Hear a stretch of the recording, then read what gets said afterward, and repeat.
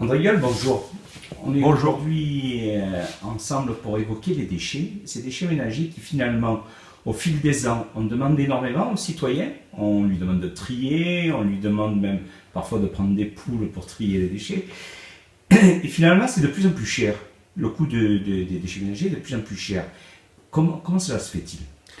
La raison est simple, c'est qu'il ne faut pas oublier le véritable objectif, c'est de protéger notre environnement et de ne pas laisser un héritage colossal à nos enfants. Il coûterait beaucoup moins cher de tout mettre dans un grand trou et de l'abandonner aux générations futures.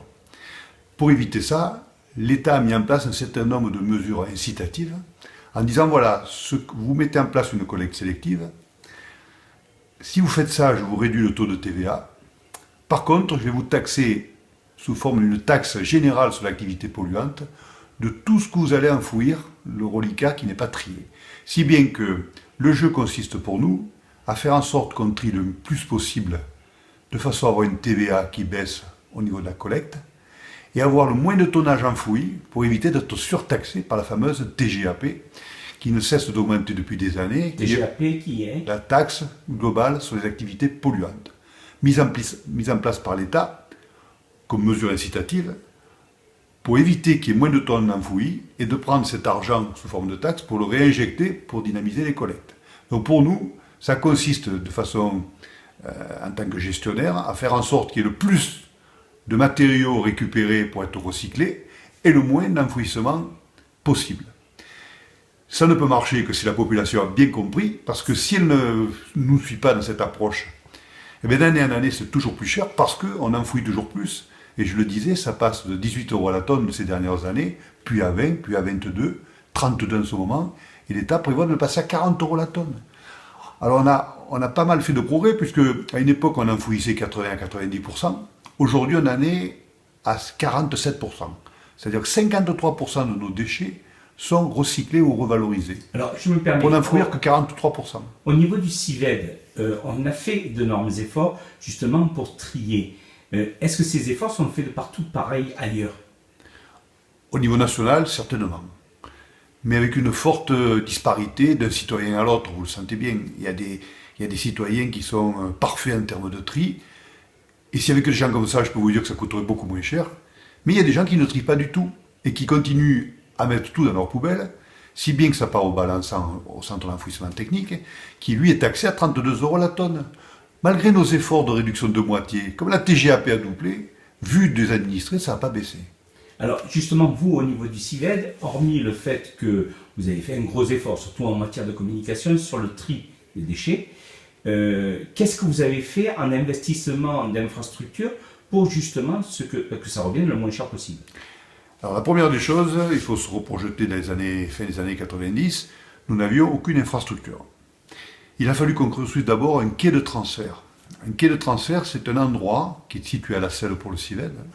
C'est un endroit qui reçoit toutes les bennes de collecte, qui maillent tout le CIVED, et qui vient mettre ces déchets récoltés le matin même dans un quai sur lequel il y a une trémie et récupéré par des grands camions pour optimiser les voyages et les déplacements. Et ces camions vont jusqu'au lieu du traitement, en l'occurrence pour l'heure au Canet des Morts, au traitement.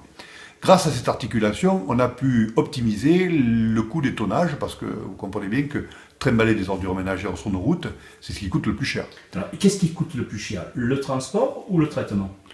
Actuellement, c'est le traitement encore, pour deux raisons.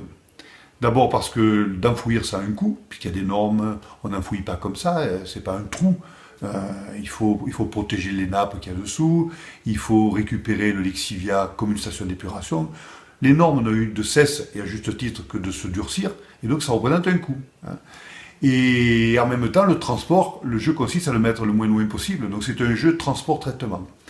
Et je n'oublie pas, dans le traitement, la fameuse taxe générale sur l'activité polluante, qui, elle, pour nous inciter à jeter le moins possible, augmente d'année en année. Ce qui explique cette augmentation, malgré tout, alors qu'on fait des performances de 50%. Donc la principale infrastructure, c'est le quai de transfert.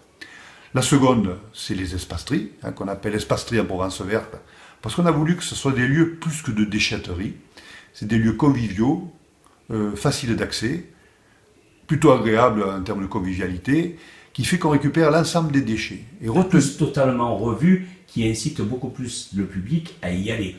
Alors qu'avant, c'était carrément repugnant. Aujourd'hui, ça ressemble plutôt à des jardins, c'est ce que j'ai voulu. On a un jardinier d'ailleurs qui s'en occupe. Alors, on pourrait me dire, tu pourrais économiser un jardinier. Mais les gens viendraient moins, et de ce fait, on aurait fait des équipements moins rentables. On pourrait aussi moins ouvrir. Mais à ce moment-là, ça coûterait moins cher en gardiennage. Mais je vous garantis que les gens iraient moins en déchetterie si une fois sur deux, elle était fermée.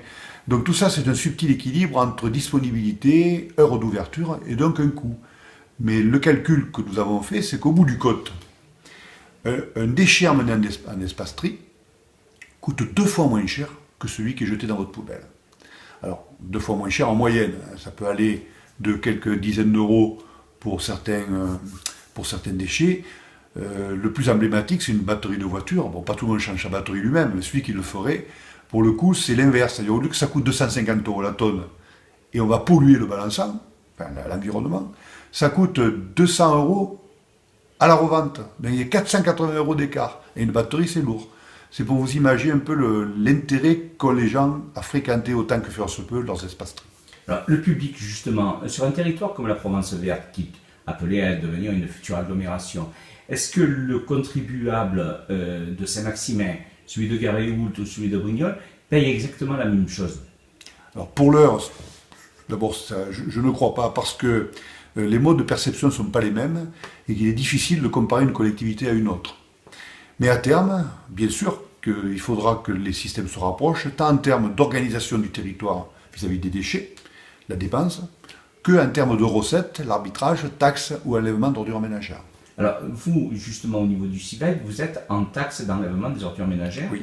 Il y a des endroits, des villes, des cités, des villes où c'est en redevance, et il y a des villes où il n'y a rien. C'est payé, c'est taxé, c'est prélevé, pardon, sur l'impôt.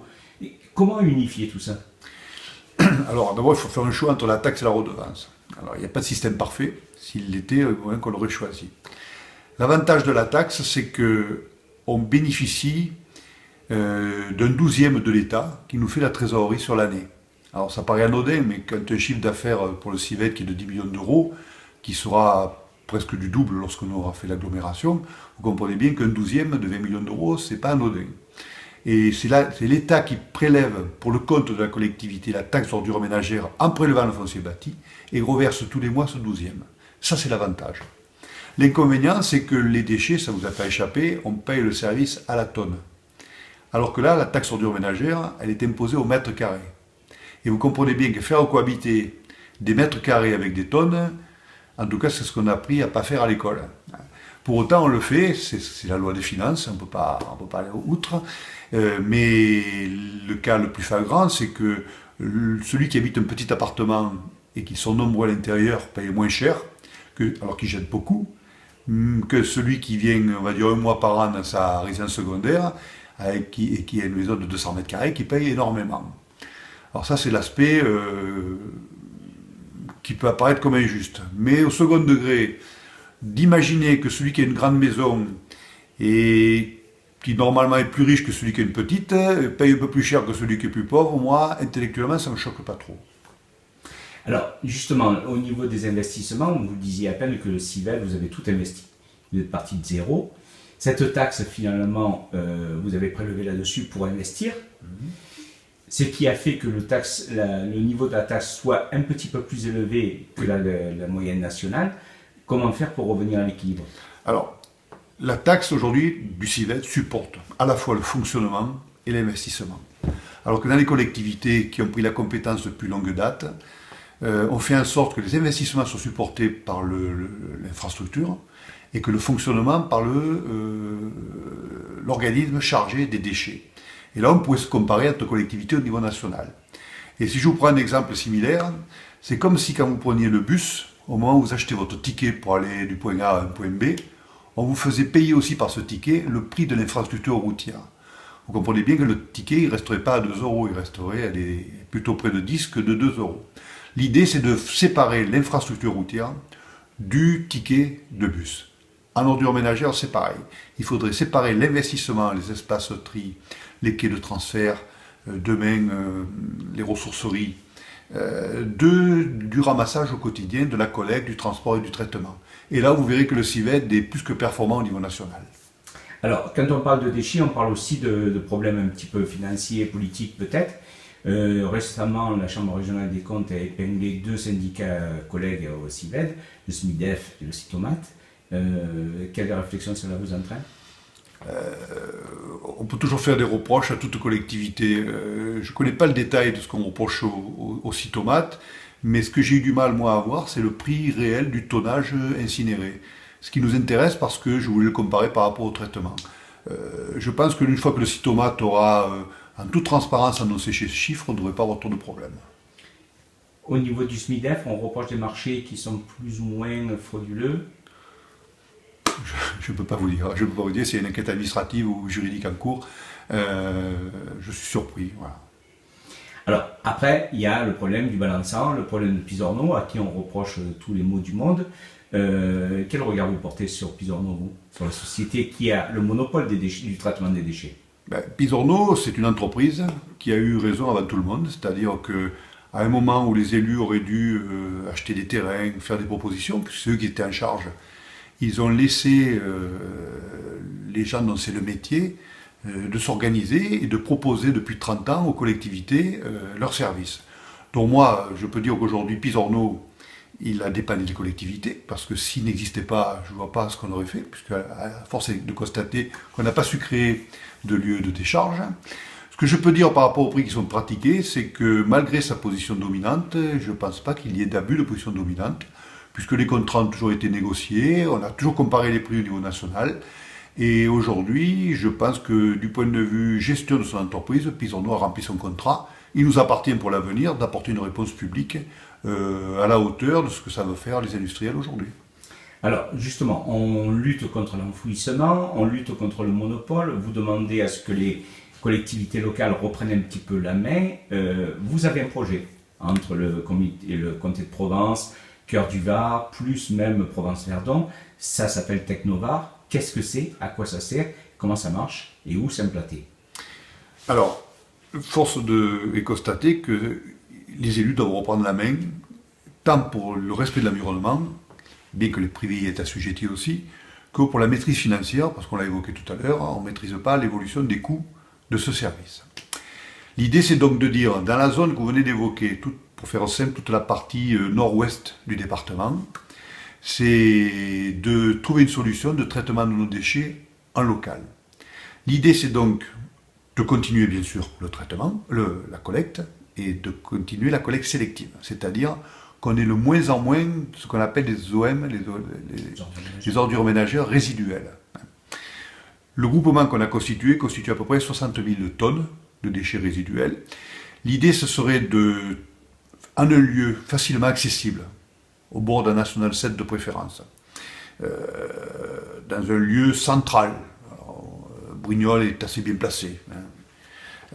C'est de rassembler tous ces déchets, de mettre en place des systèmes mécaniques pour séparer la partie exploitable du point de vue énergétique et matière, de valoriser la partie énergétique en fabriquant du courant électrique, puisque vous savez que le Var, dans cette zone, est une péninsule électrique, et donc il est opportun de fabriquer du courant électrique, pourquoi pas à partir de nos déchets. Et le reste, il restera à peu près 20%, il nous faudra un centre d'enfouissement. C'est pour cette raison qu'on s'est rapproché du centre de Gina Servi, et qui sera en capacité de prendre les 20% restants, après leur avoir démontré que les 20% de tout le consortium Technovar n'hypothèquent pas la durée de vie de leur centre d'enfouissement s'il restait tout seul. Voilà le deal qu'on a à faire avec la zone du Provence-Verdon, qu'on est en capacité de réussir demain. Mais est-ce qu'on a résolu le problème de l'enfouissement? Est-ce qu'à un moment donné, il va peut-être pas falloir envisager un incinérateur? L'incinérateur, lorsqu'on aura séparé la partie sèche de la partie fermentescible à Technovar, d'abord la partie fermentescible, on va essayer de faire du courant électrique à partir du gaz qui vient, ça s'appelle donc, c'est pas la gazéification, c'est la méthanisation. On fabrique du méthane. Le méthane, soit on le revend à GDF, soit on fabrique du courant électrique avec une génératrice au gaz.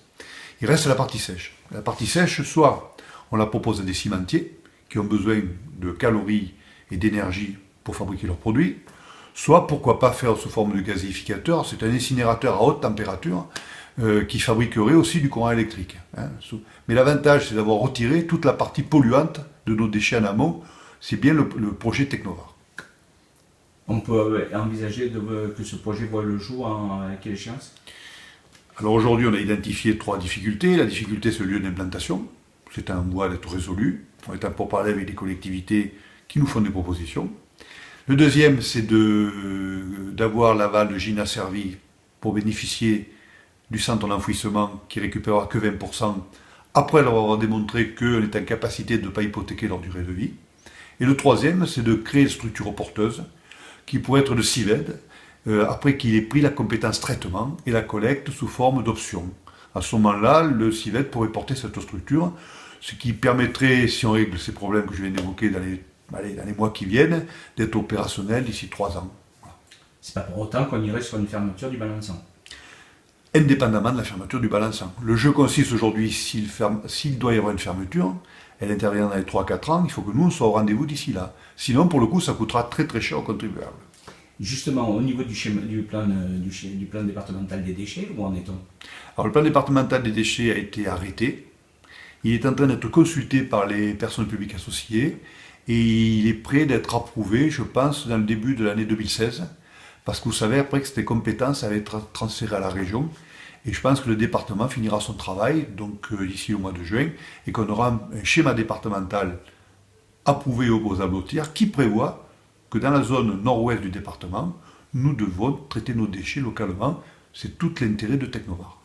Et toujours dans l'intérêt du citoyen. On n'est pas victime de pollution ou quoi que ce soit. On peut rassurer tout le monde. Il faut rassurer tout le monde, mais si ça coûte cher, si ça crée des problèmes, c'est qu'il y a 2 raisons. La première, c'est qu'on vit dans une société de consommation qui jette beaucoup trop et que le CIVED s'y attelle par ailleurs en termes de prévention. Et la deuxième, c'est qu'on ne veut pas que ce qu'on jette pollue.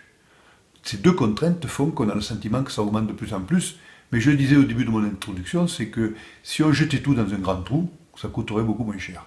Mais si on fabrique du courant et qu'on récupère la matière, parce que je vous rappelle qu'on n'a pas 2 planètes à notre disposition, alors là, la voie devient étroite et que le projet qu'on propose avec Technovar, comme il y a d'autres initiatives en France et de par le monde, je crois que c'est la seule issue qui nous permettra à la fois de protéger notre environnement et de proposer à nos contribuables quelque chose qui est supportable par eux, parce que malheureusement, les contribuables n'ont pas que ça à supporter dans leur vie quotidienne. Merci.